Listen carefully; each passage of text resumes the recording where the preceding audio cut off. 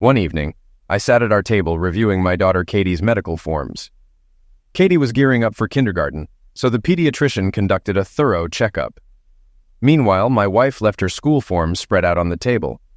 Glancing lazily, I noticed the letter that shattered my marriage. In the blood type column, it read A. I was frozen for about 10 seconds. I had no clue. Retrieving 2 sheets of paper from our medical records, I confirmed everything matched my recollection.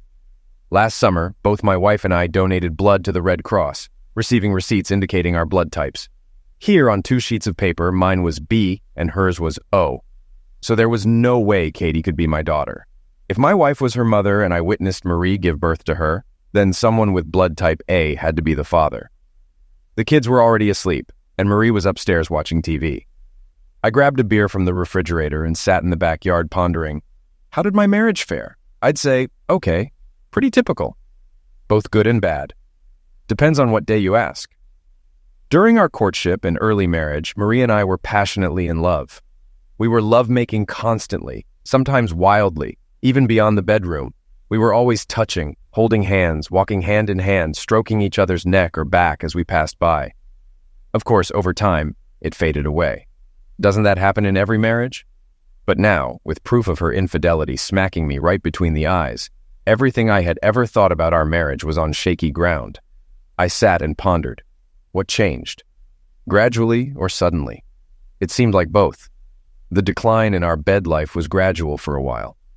But about 6 years ago, a few months before Katie was conceived, there were some odd months. Marie, my open and loving wife, was acting very strange. One evening she returned from work quite late, briefly allowed me to kiss her tenderly, immediately went to the shower, and avoided me for the rest of the evening. The next morning was just as cold and unceremonious. But that night she became completely different. She came home early, cooked a special dinner, tucked me into bed early, and made love to me with an eagerness and passion that I thought we had lost. We hugged happily before going to bed. And Marie told me how much she loved me.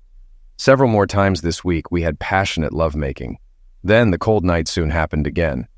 She returned late from work, didn't say a word to me, and quickly took a shower. For the next 2 months, I hardly knew who I married. Marie was passionate and loving. Marie was cold. Marie was attentive. Marie was distant and preoccupied. Marie was patient. Marie was irritable and hot-tempered. I asked her several times if anything had happened, Ed, if something between us was bothering her, if there were problems at work. But the only response I received was, I don't know, Bill. I'm probably just a little nervous. Sorry. When things finally got back to normal after 3 months or so, it was much less pleasant than at the beginning of our marriage. Marie's demeanor shifted, becoming less volatile, yet she seldom displayed affection and interest in lovemaking waned. Closeness occurred scarcely, maybe once a week, sometimes stretching to a fortnight, only upon my insistent request.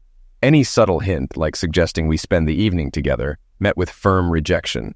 I had to explicitly mention the long hiatus since our last encounter.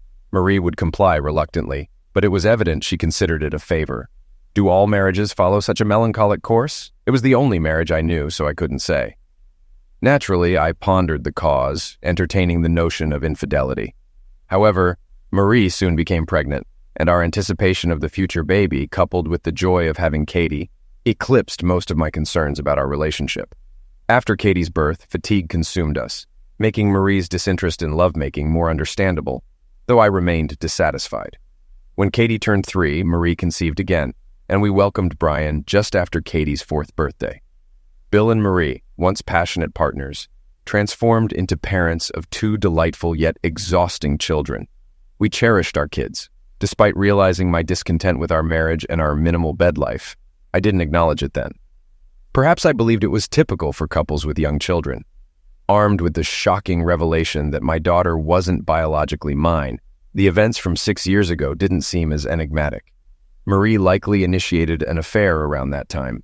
It clarified her distant behavior and sudden showers. The subsequent passionate closeness and warmth could be attributed to guilt or, if I were charitable, an effort to maintain marital harmony while continuing the affair. As I sat in the yard under the darkening sky, my initial shock transformed into seething anger.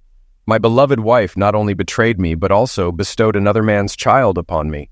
Perhaps even Brian wasn't mine. If my sole intent then was to punish Marie, I would have stormed inside, presented the evidence of blood types, coerced her confession, and expelled her deceitful self onto the street. But it wasn't that simple. I cherished my children regardless of their biological origins. If we divorced, Mary would likely gain custody once the truth emerged. I contemplated. I asked myself, what do I desire? The answers were surprisingly lucid. Firstly, I yearned to uncover Marie's actions in detail. Was it a brief affair? Did she know Katie wasn't mine? Or was she aware of everything, engaging in a clandestine affair for years? Secondly, I resolved to raise my children as my own, shielding them from the truth of their parentage. Once I established my objectives, mapping out how to achieve them surprisingly felt straightforward. Upon returning home, I noticed cotton swabs leading to each of the children's rooms. I carefully obtained swabs from inside their cheeks without disturbing their sleep, wrapping each one separately. I designated Katie as number 2 and Brian as number 3. Then I headed to the kitchen where I affixed a tampon to my cheek and marked it as number 1. Having a friend employed in a university chemistry lab, I arranged for DNA testing, marking the initial phase of information collection. Upon receiving the first results, my subsequent actions became clear. A week later, my friend contacted me, unaware of whose samples they were. I informed him of acquaintances sharing the same last name, speculating on distant relations. "Hi, Bill," he began. "Your numbers 2 and 3 are undoubtedly siblings, while number 1 is unrelated to them. It seems these individuals aren't your cousins, after all." I expressed gratitude before hanging up. So Katie and Brian were indeed siblings, sharing the same parents. Marie had 2 children with this mysterious man. But did she know? Surely she knew she was involved with him, but was she aware he fathered our children? There was a simple way to find out. I approached Marie in the kitchen, initiating the conversation without turning around. She encouraged me to continue. "A colleague of mine has a biologist friend conducting DNA research, requiring samples from related individuals. I volunteered to provide samples from you, me, and each of the children. I'll handle the kids before bedtime, and then we'll do ours. Sound good?" I observed Marie closely as I explained. Halfway through, she tensed, nearly dropping a pan. She regained composure and continued washing. After I finished, there was a moment of silence before she turned to face me. "I'm not entirely comfortable with this idea, Bill.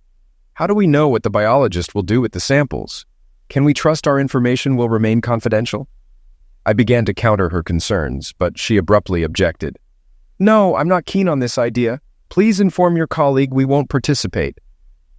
"All right, honey," I replied softly. Regardless, it was fine. Her reaction told me all I needed to know.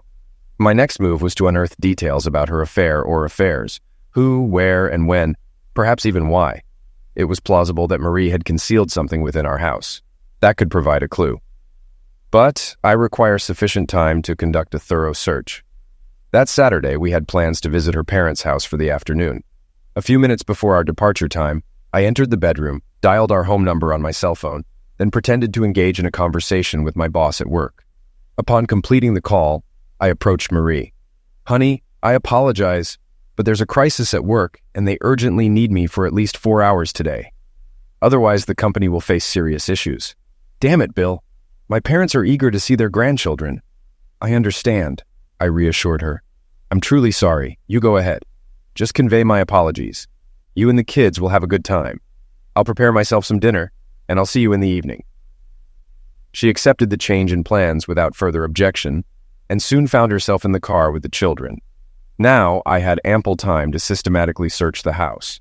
I concluded that searching in the usual spots where I frequent would be futile since Marie was unlikely to hide anything there. Therefore, I bypassed the kitchen, bookshelves, living room, and so forth. I also disregarded my bedroom and bathroom areas, but thoroughly inspected all sections of her closet and dresser drawers. The discovery that caught me off guard was a pair of very alluring lingerie pieces that I had never seen her wear. They were discreetly tucked away in the back corner beneath everyday items, suggesting her desire to keep them concealed from me. Only the children's rooms and the attic remained unsearched. Reasoning that the children's rooms were less probable, I ascended into the attic. There, I found various forgotten pieces of furniture, a couple of lamps, and several boxes of items predating our wedding. With so much to inspect, I decided to focus on the 3 boxes situated to the side. One of them appeared less dusty than the others, indicating recent handling. Upon closer examination, I observed that these boxes had been moved more recently compared to the rest of the attic clutter, which seemed untouched for years. Consequently, I directed my attention to these 3 boxes and uncovered everything I sought. They contained Marie's old possessions, predominantly letters from college friends and acquaintances. Among these items, I discovered a collection of letters and mementos from myself, including affectionate greeting cards. Deep within one of the boxes, strategically hidden beneath aged papers, lay a slim stack of more recent notes and 2 unlabeled videotapes. Retrieving them, I brought them downstairs for further scrutiny. A mere 20 minutes spent reviewing the notes provided me with nearly all the information I needed. It became apparent that Marie had been unfaithful to me with Harry, her office boss. The affair seemingly commenced about 3 months prior to Katie's conception, coinciding with the period when Marie exhibited unusual and erratic behavior at home. All the letters were from Harry to Marie, and they were harsh and forceful. There was no affection in them, just a lot of desire. Right from the start, their relationship seemed almost like a dominant, submissive dynamic, with Harry dictating terms. Some letters instructed her on how to dress for specific occasions. In others, he detailed exactly how they would engage in closeness the next time they stayed late at work. A few notes congratulated her on the birth of their children and derisively referred to me as a naive fool who, unknowingly, was raising his offspring. It was evident he had no intention of acknowledging his children. I knew he was happily married to a woman named Caroline, and they had 3 children of their own. Apparently, Caroline was oblivious to his affair just as I was. My jaw clenched as I read. It was clear Harry held sway over Marie, but she willingly acquiesced. There was no suggestion of coercion or blackmail. She seemed to relish playing this role for him and being directed. Moreover, it was apparent they both knew the true paternity of Marie's children, and they seemed to revel in the clandestine knowledge they held over me. From these letters, I couldn't glean much about Marie. However, there was now no doubt she had been deceiving me for over 6 years and intentionally conceiving children with another man while masquerading as my loving spouse. I had been seething with anger for days, but these letters fueled it further. My plans for retribution would also encompass Harry. After a moment's pause, I took the tapes to the VCR and began to watch. Both depicted Harry and Marie engaged in lovemaking acts. The earlier one, judging by Marie's hairstyle, seemed to be filmed in an unfamiliar room, possibly Harry's residence. The more recent one was filmed in my own bedroom. I wondered when Marie had the opportunity for this. It occurred to me that I had taken several business trips over the past year, and perhaps she had left the children with her parents during those times. Overall, the recordings confirmed Harry's carnal dominance over Marie and her enthusiastic compliance. The lighting wasn't bright, but they were both clearly visible, and the sound quality was remarkably clear. I could hear every word, every moan on the first tape. Right from the start of their affair, I heard Harry issuing commands. He sat on the bed and instructed Marie to perform a seductive striptease, which she did with a smile. The closeness was rough, lacking gentleness or affection, and his language was coarse. It saddened me to see that Marie clearly enjoyed what she was receiving. The second tape featured similar lovemaking scenes, but with some new, intriguing dialogue. They were lying on the bed. Marie asked Harry why he didn't mind me raising his children, and he responded, "Bill is decent enough, and as you say, he's fond of children. I have 3 of my own, and I don't really care beyond that. If it weren't for that," he continued, "I would have told you to leave him long ago. What does he offer besides changing diapers?" "That's not fair, Harry," Marie replied. "Bill is a good and kind person. He genuinely loved me and provided for me and the children. And that's why you let me have my fun with you all these years, right?" She smiled at him and playfully hit his arm. "You've never been as gentle and caring as Bill, and that's probably why I'm so drawn to you." "Yes, baby, I give you what you want," he replied. "Now let's get on with it before I have to leave." After finishing both films, I sat down and pondered how arrogant they both were, not only to write these letters, but also to be careless enough to leave them and Harry's notes where I could discover them. My retaliation will be complete, directed at both of them. I utilized a scanner to digitize each note onto my hard drive. Then, employing sophisticated software borrowed from work for a project I had undertaken last summer, I transformed each videotape into a digital file on my hard drive for future editing. After finishing, I stowed the records and tapes in the trunk of my car, concealing them beneath the spare tire. Lastly, I tidied up the attic, meticulously restoring everything to its original place to ensure Marie remained unaware of my presence. Over the ensuing 2 weeks, I methodically devised and executed my schemes. Surprisingly, it was far easier than anticipated for me to be utterly deceptive towards Marie, behaving as if nothing out of the ordinary had occurred. I realized she had been deceiving me for 6 years, so why should I struggle to reciprocate? Thus, I remained kind and affectionate, attending to the children's needs, showing Marie the same tenderness as before, and even initiating closeness on a couple of occasions. However, I did so cautiously, making it easier for her to decline. Truthfully, I had no desire to touch her again. A significant event loomed in Marie's life. She had been elected as the new president of the Key Society, a prominent charity in our city, and was set to assume office at a luncheon where she would deliver a speech outlining the charity's plans for the upcoming year. Having served on the Key Society board for 3 years, Marie was deeply honored by her appointment as president. Nervous about her presentation, she sought my assistance in crafting the PowerPoint she intended to use. This presented a golden opportunity for me. For about a week, I collaborated with her every evening, allowing her to showcase her slides and other materials while helping her organize them into a cohesive presentation. She rehearsed this routine several times in the month leading up to her big day, and each rehearsal went smoothly. Simultaneously, I prepared my own entirely distinct PowerPoint presentation, poised to replace hers. The night before the luncheon, I deleted Marie's file and substituted it with mine. Additionally, I added a password so that once the file began running, she wouldn't be able to disable it. All that remained was to ensure that Marie had invited Harry and his wife to the luncheon. I casually inquired, and she confirmed they would be attending on the appointed evening. I felt as excited as Marie, albeit for different reasons. Arriving early, Marie, resplendent in a sleek black evening gown, looked breathtaking.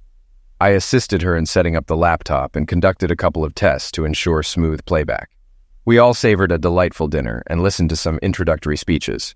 Marie was warmly introduced by the outgoing president, and she approached the podium appearing shy yet proud. As applause filled the room, she began speaking and initiated the PowerPoint presentation. Initially, it proceeded as expected, showcasing photos of the society's charitable endeavors and financial data. Then, according to my plan, it took an unexpected turn. Suddenly, a series of still images appeared, frames I had extracted from 2 videos depicting a couple engaged in various carnal positions. Though some photos were dimly lit, the overall impression of 10 or 12 of them confirmed they featured Marie and Harry. For a few minutes, Marie continued discussing key social issues. However, she noticed the sudden murmur from the audience, prompting her to glance at the screen behind her. Gasping, she accidentally knocked over a glass of water onto the podium. Momentarily frozen in shock, she then flushed crimson with embarrassment, frantically attempting to halt the presentation by pressing buttons on her laptop. By then, the still photos had transitioned into brief video clips. "How will you prevent Bill from discovering I'm carrying your child? As long as I let him have his way occasionally, he won't suspect anything," Harry's voice declared. "But not too often, baby, you're mine." The room erupted in noise. Laughter and cheers reverberated from every table. Marie stood in disbelief, too stunned to even feel embarrassed. Nearby, Caroline, Harry's wife, seized a vase of flowers, smashed it over Harry's head, and stormed out amid the commotion. Gradually, the guests dispersed from the ballroom, exchanging gestures and reliving the astonishing scene. Surprisingly soon, Marie and I were alone. She stood defeated and bewildered on the podium, while I sat at a table 10 feet away, wearing a broad smile and gazing up at her. Finally, she met my eyes with a look of profound sadness.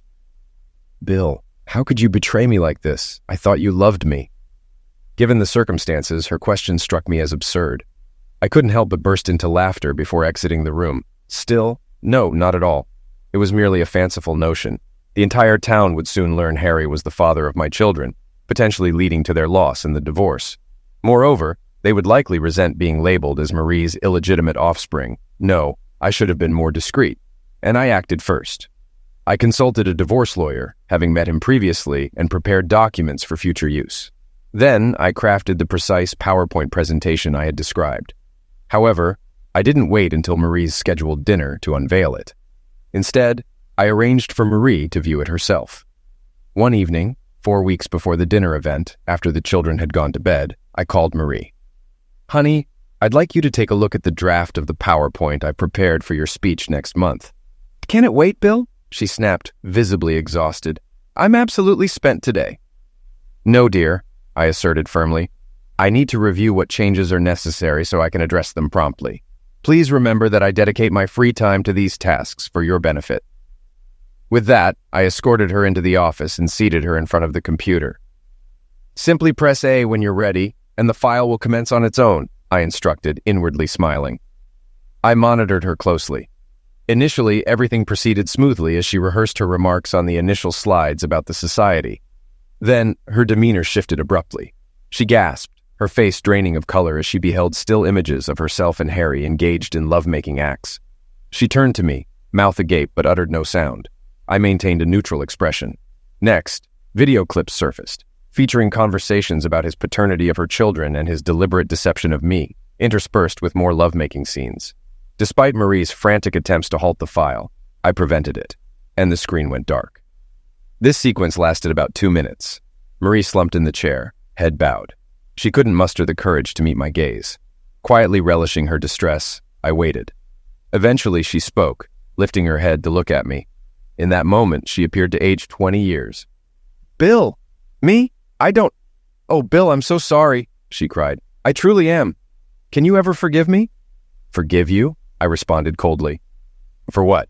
Let's see, for carrying on an affair with Harry Dorner for the past 6 years of our marriage, for bearing his children and deceiving me into believing they were mine, for mocking and disparaging me behind my back, for refusing closeness at Harry's behest. Is that what you want forgiveness for?" Her sobs intensified. "Bill, I don't love him. It's you I love, always have," she sobbed. My anger remained icy, contained. I said nothing, but inwardly thought, "No, Marie, that's nonsense. You love our comfortable life together. You enjoy my devotion, my care for the children, but you don't love me. No woman who loves her husband would betray him as you have." I reclined and allowed her tears to flow. I took satisfaction in her anguish, maintaining silence throughout the 20 minutes it took her to cry. Eventually, she sobbed several times, wiped her tear-streaked face, and looked at me. "What will you do, Bill? Are you going to divorce me?" "No, Marie, I won't do that," I lied. "I care too much about Katie and Brian, even if they aren't biologically mine." I let the statement hang in the air briefly before continuing. "But things will be drastically different from now on. You can count on that. Let's begin immediately. Summon that idiot Harry and tell him to be here in 15 minutes. Horror flickered across her face. "But I can't do that. He's at home with his wife and children." "He won't come," she protested. I smiled. "Say whatever you must, but summon him here. Inform him that if he fails to arrive within 15 minutes, his marriage will be dissolved by tomorrow." She glanced at me, perhaps apprehensive of the coldness in my expression. Then, without uttering another word, she headed to the kitchen and contacted her paramour. When Harry arrived, he offered the soft, insincere smile I anticipated. Marie must have briefed him on the situation, as he appeared anxious and uneasy. "Come into the office and have a seat, Harry. And you too, Marie. We need to discuss something," I directed. Once we were all seated, I wasted no time. "All right, Harry. Here's the deal. You've been enjoying yourself with Marie for quite some time, making a fool out of me. That ends now. Everything has changed, and it's time for you to face the consequences." Before he could respond, I interjected. "Sit, watch, and listen." I navigated through the PowerPoint presentation, relishing Harry's horrified reaction to its contents. When the presentation concluded, an unsettling silence ensued. I think I relished it more than they did. "Now you will do as I say, precisely as I say, or your blissful marriage to Caroline will come to a sudden and public end. Understood? Don't speak. Just nod your head." He begrudgingly complied, wearing a scowl. "Good. Now listen up and keep your mouth shut. I have several documents for you to sign. I'll give them to you one by one. You might want your lawyer to review them, so I'm giving you 48 hours to return them to me, signed, or Caroline will be treated to a brief viewing of a certain video. The first document acknowledges that you are the biological father of Katie and Brian, and commits you to paying child support for them until they turn 21, plus a lump sum for college. The amounts are specified here: $10,000 per child per year, along with $100,000 per child in their first year of college. The funds will be placed in a trust fund for which I am the sole trustee, authorized to utilize it as needed for the children's welfare." Harry leapt from his seat in fury. "Listen, Bill, this is utter nonsense. I have no intention—" I forcefully pushed him back into the chair. "Shut your mouth, Harry. We both know you're wealthy. This isn't your show anymore, it's mine. You have no say. Now keep quiet until I permit you to speak." I noticed Marie looking at me across the room, a mix of horror and disbelief on her face. This was a facet of her loving husband she had never witnessed before. The second document grants me permission to adopt the children. Both you and Marie must sign it. I'll ask her to do so once you've returned it to me. The third is a declaration renouncing your parental rights to Katie and Brian and vowing never to disclose your paternity. Lastly, this is a personal admission of workplace carnal intimidation against my wife by you. What? Harry sprang up again. That's a complete lie. She wanted it as much as I did. Sit down, Harry, I commanded solemnly. Perhaps, but Marie will still sign a carnal intimidation complaint against you. It's one of my conditions to refrain from divorcing her. Clear, Marie? I inquired, turning to her. Marie gazed from me to Harry, her expression fraught with fear. She remained silent. Allow me to elucidate, I addressed them both. I have no intention of utilizing any of these documents. They serve as my insurance, Harry, in the event you consider shirking your financial responsibilities to your two children, or entertain the notion of disclosing their true paternity. I handed Marie the carnal intimidation complaint drafted by my lawyer. Sign it, Marie. Still visibly frightened, she silently accepted the pen from my hand and affixed her signature to the complaint at the bottom. Now, Harry, we're nearing the end of today's meeting. I expect those signed documents back in my possession within 48 hours. You can bring them here to the house. And if you ever entertain any dark, insane notions like injuring me, rest assured that several copies of your incriminating notes and love letters to Marie are securely stored, with instructions for their exposure should anything happen to me. With a tone of contempt, I concluded, locking eyes with him. Taking Marie's hand, I guided her back into the office and seated her. I had never seen her like this before. She trembled with horror. It's all right, Marie. I would never damage you. There's no need to be afraid. My God, Bill, what's gotten into you? How could you do this to Harry? She exclaimed.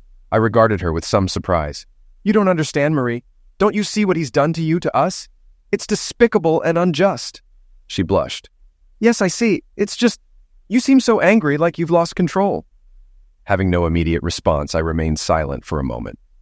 Marie, I've told you I won't divorce you, but our marriage won't continue the same way. From now on, things will be drastically different. Do you understand? Yes, Bill. I'll do anything to make things right. What have I done to you? She pleaded. All right, I relented. Let's establish a couple of conditions. Within 2 weeks, you'll find a new job. I won't tolerate you seeing Harry every day at work. And it goes without saying, you'll have no personal contact with him ever again. No touching, kissing, lovemaking, calls, emails, nothing. Furthermore, if our marriage persists, it'll be on a wholly new basis. I refuse to endure your bad moods, your aloofness. I expect you to be a joyful, kind, loving wife every day. Your actions will demonstrate your love for me and your gratitude for our marriage. That same wild, passionate closeness you shared solely with Harry, I expect to share with me now. I anticipate seeing you in the hot lingerie I've never witnessed, tucked away in your drawer. I glanced at her pointedly, and she averted her gaze in shame. And I expect you to be eager and willing whenever I desire closeness. If you truly love me, Marie, you have much lost time to compensate for. She crossed the room and knelt at my feet, embracing my legs tightly and looking up at me. I love you, Bill, more than words can express. I'll prove it to you, I promise. I observed her tear-stained face, her frightened eyes. Somewhere within me, fragments of the love and devotion I held for this woman lingered, yet they were overshadowed, rendered insignificant by my fury at her selfishness and deceit. She deserved whatever consequences awaited her.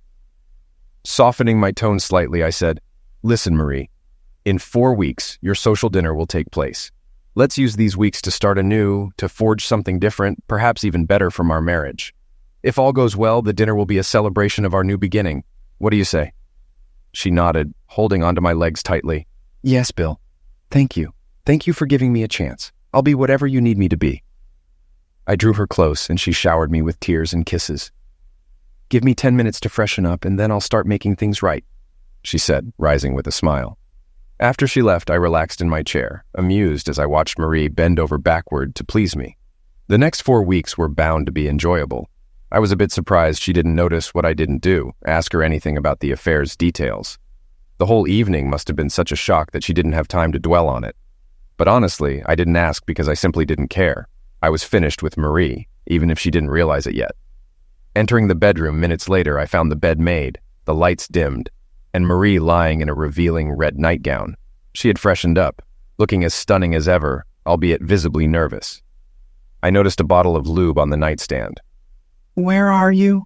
she purred, her voice trembling slightly. "Come to me." I joined her, shedding my clothes, and we embraced, kissing passionately. Her body was eager, and she moved with excitement. Whether it was genuine or an act, I enjoyed it. Despite my anger toward Marie, I found myself immersing in pleasure with her. She had a beautiful body, and her impatience was exhilarating, especially after years of indifference. I lay back and let her take charge, which she seemed happy to do. Afterward, she turned off the light and cuddled up to me under the blanket. She kissed my neck gently and whispered, "Sleep well." Drifting off, I anticipated receiving similar attention over the next 4 weeks. I genuinely enjoyed the subsequent weeks as Marie dedicated herself to rebuilding our marriage. The next morning, she woke me with a cheerful smile and a loving kiss, offering some love-making morning pleasure. Before breakfast, I watched with interest as Marie went above and beyond her usual routine to prepare the children for their day. That evening, I returned home to an unusual meal Marie had decided to cook from a cookbook recipe. Though the kids weren't fans, I enjoyed it, and Marie took charge to ensure they bathed and went to bed on time so we could enjoy our evening. Our nightly encounters were a refreshing change. Marie wore another enticing nightgown, and we indulged in unhurried closeness. Her enthusiasm, affection, and energy remained consistent. Despite my inner turmoil, I couldn't help but observe how we portrayed a happy newlywed couple each day. Marie's affection remained steadfast. She exuded cheerfulness and assistance in the mornings, and she was equally playful with our children and love-making moments. The allure of new, seductive lingerie gained my full endorsement, and we explored several exciting new positions, finding some to be thoroughly satisfying. My life resembled a joyful illusion, though I harbored no trust in my wife, seething with anger beneath my facade of contentment, merely feigning reciprocal affection. Harry's signed papers arrived promptly in my mailbox, followed by Marie's swift consent to adoption, facilitated by my lawyer. That same week, he orchestrated a private hearing with a judge, and within 10 days, the legal adoption was finalized. Subsequently, my lawyer handled the divorce proceedings. One morning at work, Denise Reynolds, a colleague with whom I occasionally collaborated, paid me an unexpected visit. At 28, she was 5 years my junior and undeniably attractive. While her occasional flirtatious remarks hadn't caught my serious attention before, she was definitely someone I considered in my circle of potential partners. To my surprise, Denise's visit wasn't work-related. "Bill," she said, "you seem different lately. Have you been working out or something? You look younger or fitter." "Thanks for noticing, Denise," I replied with a smile, then impulsively added, "Actually, it's something else entirely, but not something I can discuss here. Perhaps we could grab lunch today?" "Sounds good," she agreed. We went to the salad bar, then took our lunches to a table in the park and enjoyed the sun while we ate. "The change you've noticed is probably due to the fact that my marriage is falling apart," I explained. She looked puzzled. "And this makes you look better? Explain, please." I offered her a condensed version of my situation, admitting, "My wife has been cheating on me with a coworker for some time now. I intervened, but I've already made up my mind to leave her in a few weeks. Meanwhile, she's treating me like royalty, both in and out of the bedroom. That's the difference you've noticed today." Denise regarded me thoughtfully. "I'm impressed with how you're handling it," she remarked. "When I found out about my ex's infidelity, I nearly fell apart. It took me months to regain my composure." "I'm sorry to hear that," I responded. "I didn't know you went through something similar. But right now, I'm taking charge of my situation. It's going to unfold on my terms, not someone else's. That's what's keeping me going." Once again muttering, "What the hell," to myself, I remarked that one of the perks of my situation was knowing that although I wasn't officially single yet, I soon would be. Consequently, I felt no need to hold back my admiration for the delightful lady beside me in the park. I glanced at her with a smile, causing her to blush slightly before looking away and then back at me. "Gosh, Bill, you've put me in a bit of a spot here. I didn't realize it was so straightforward," she said. "I'm sorry, Denise, but you're just so lovely and amusing. I've been drawn to you since we first met. It's just that, until now, it felt taboo to bring it up. Any chance you'd join me for dinner on Saturday? I know this charming little Italian spot with a view of the river," I proposed. She regarded me earnestly. "Bill, I like you too, and being with you has always been effortless. Can I trust you? Is your marriage truly over, or is this just a ploy to get into my pants? Forgive me, but I've been through this scenario before." Denise, I've always been honest with you. And as you're aware, I've never made advances before. I'm ending things with Marie in about 2 weeks and filing for divorce the same day. There's no turning back now, but I'll understand if you want to push me away. I'll just be a tad disappointed, I confessed. She smiled. No, Bill. Since you've made the offer, I'm ready to accept it before you change your mind. Her gaze met mine intensely, and after a brief hesitation, I leaned forward, and we shared a gentle, tender kiss. It wasn't fiery or passionate, but it felt like a beautiful promise. Afterward, I beamed at her like an ecstatic child. When I informed my wife of my plans for a date on Saturday night, it brought out the worst in me. I made it crystal clear that I'd be going out with another woman and expected her to stay home with the kids. Bill, Marie was shocked, on the verge of tears. But I've tried so hard. Think of something to salvage our marriage. How can you see someone else? It's simple, Marie. Not only did you see someone else, but you also had an affair with him behind my back for 6 years. You've been making an effort lately, and I appreciate that. But it doesn't mean you automatically deserve my unwavering loyalty. It's pretty evident that I'll need to find happiness elsewhere for a while before we can even consider reconciliation, I retorted. She began to cry softly. Will you sleep with her? She asked. No, but I can. And that's something you'll have to come to terms with.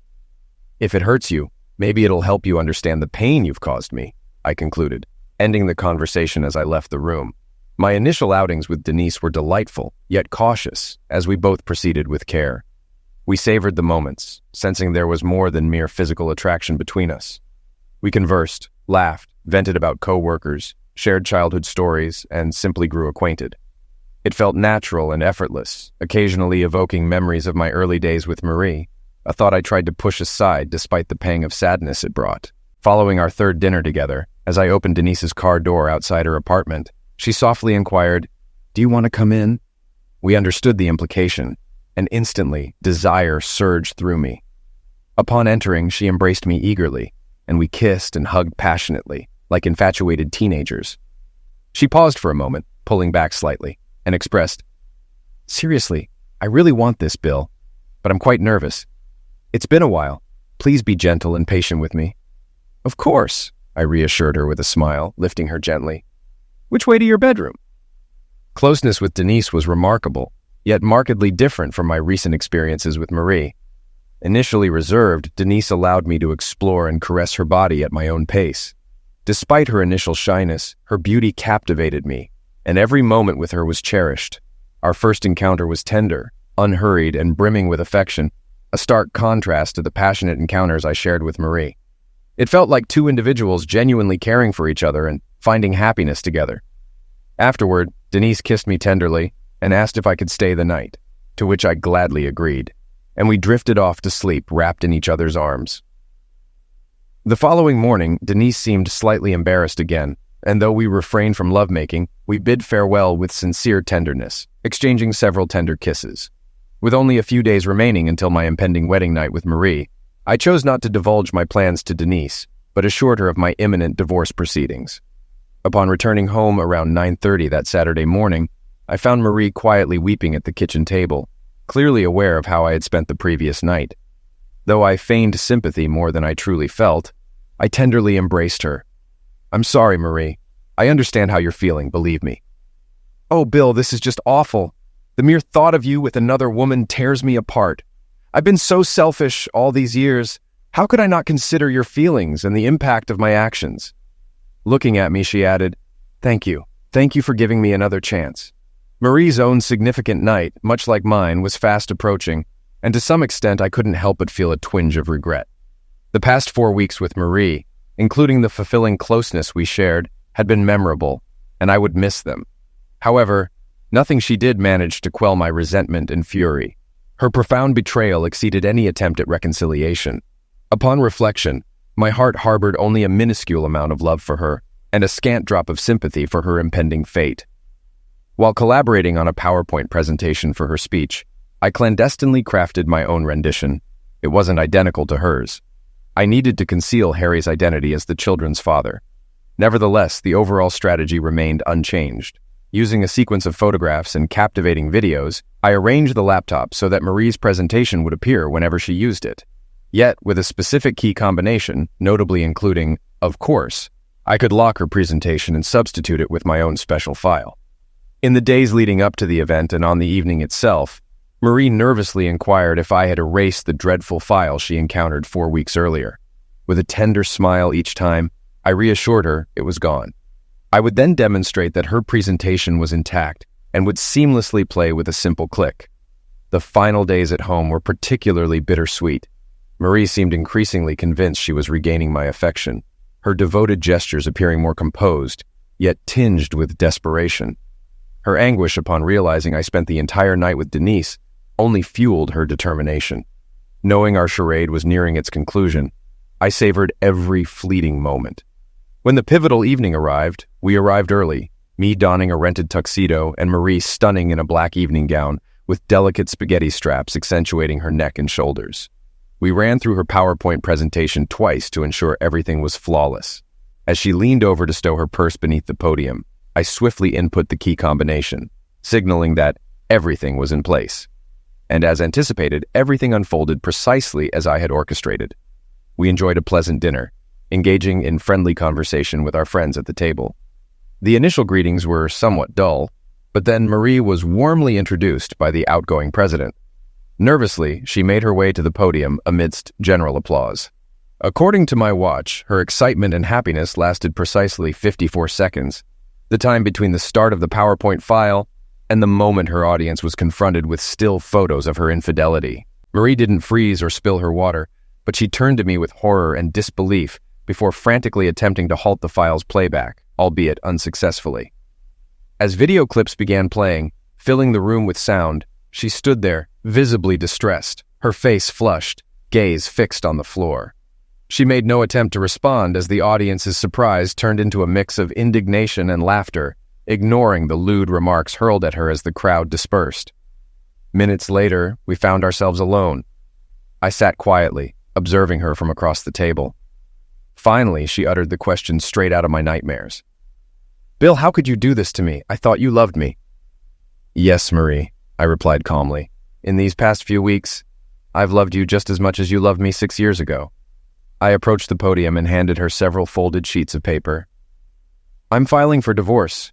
Consider yourself served. If you stay in town, you'll have joint custody of Katie and Brian.